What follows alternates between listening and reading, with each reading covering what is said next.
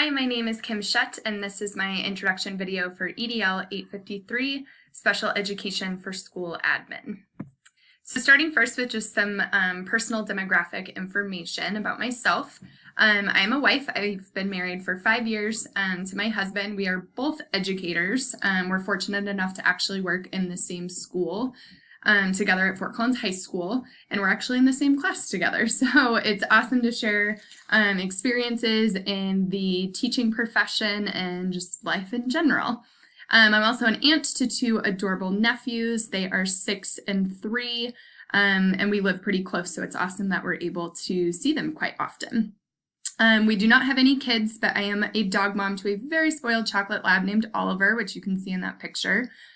Before becoming a teacher, I did a lot of work in vet medicine. I was a receptionist, and then I was a vet technician for about 7 years before teaching. My degree is in family consumer science. I graduated from Colorado State University in Fort Collins, Colorado, and I'm in my 9th year teaching at Fort Collins High School. Born and raised in Colorado, absolutely love living here. We live a pretty active lifestyle, so we love being outdoors. We love hiking, camping. I love traveling. We actually just got back from a super fun trip in Baton Rouge, Louisiana. Love college football. We try to go to a different stadium each year, so we went to the Florida LSU football game. Also, obviously, I am a student, so that consumes a lot of my time as well at Fort Hays State, and I am loving this program so far. As far as just school-wide accommodations, we honestly are in a pretty big transition year. The last couple of years, our principal retired last year, so we now have a new principal, which has been great, refreshing to have a new set of eyes on everything. But I would say kind of our main accommodations, we have reading supported classes, which we call our FC classes. This is primarily in language arts, social studies, and science. These classes, I would say over 75% of these students have either an IEP or a 504. So these classes are co-taught, which is nice to have the extra help. We also have what's called a Read 180 class, where kids are able to get extra assistance with reading. We have a testing accommodation room, which is called the Clyde Room, which is our school mascot. This is also a great opportunity for students to have extended time if kids have that accommodation on their IEP. We obviously have regular IEP meetings, progress monitoring, and certain interventions with students. But like I said at the beginning, honestly, our school can improve a lot in this area. So looking forward to see what the new principal will change. As far as my accommodations that I have been using the past 8 years in my teaching profession, I would say the most common ones would be extended time on tests and assignments, modified notes. I tend to use this with a lot of students. We are a one-to-one school with technology, so each student has their own laptop provided by the district. So I usually leave it optional for students to either type out notes or assignments, or if they still prefer hard copies or handwritten. I try to accommodate that for every student because I know for me, there's definitely things I love doing online, but there's certain things that I still love doing on paper.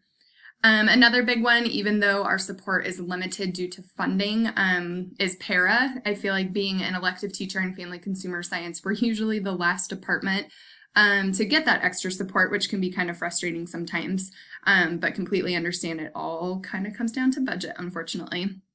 Chunking projects, if I have a really large project assigned in a certain class, for those students that need those accommodations, I will chunk out the project into smaller pieces and just really kind of have them focus on the main components.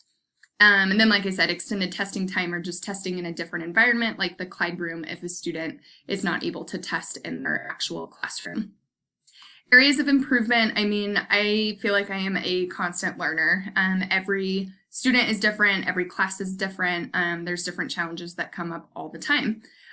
So with this, it's just as far as a better organizational system for IEPs and 504s, creating maybe an alternate assignment. Sometimes I really struggle with that as far as if a student requires an alternative assignment, what I can do to kind of provide that opportunity for them and just kind of help with that assignment. Sorry that I'm having issues right now with my screen.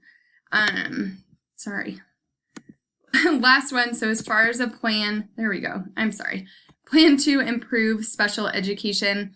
I think, again, just one of my biggest frustrations with our school right now is communication. I think communication is key.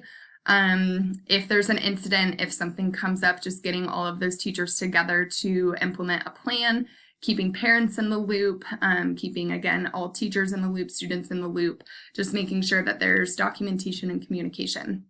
I would like to, for myself personally and just as a school, have a more organized system for IEPs and 504s. I have my individual folders and everything for my classes, but I think there could be a better system implemented school-wide.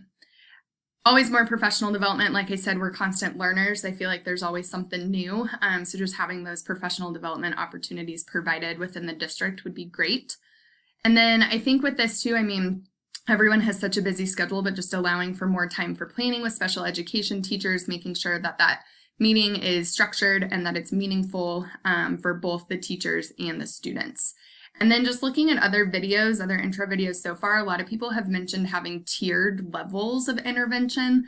This is not something that I've heard about. I've been at the same school all 8 years, so something that I'm interested in learning about and kind of figuring out more about that. So maybe something that we could implement at our school.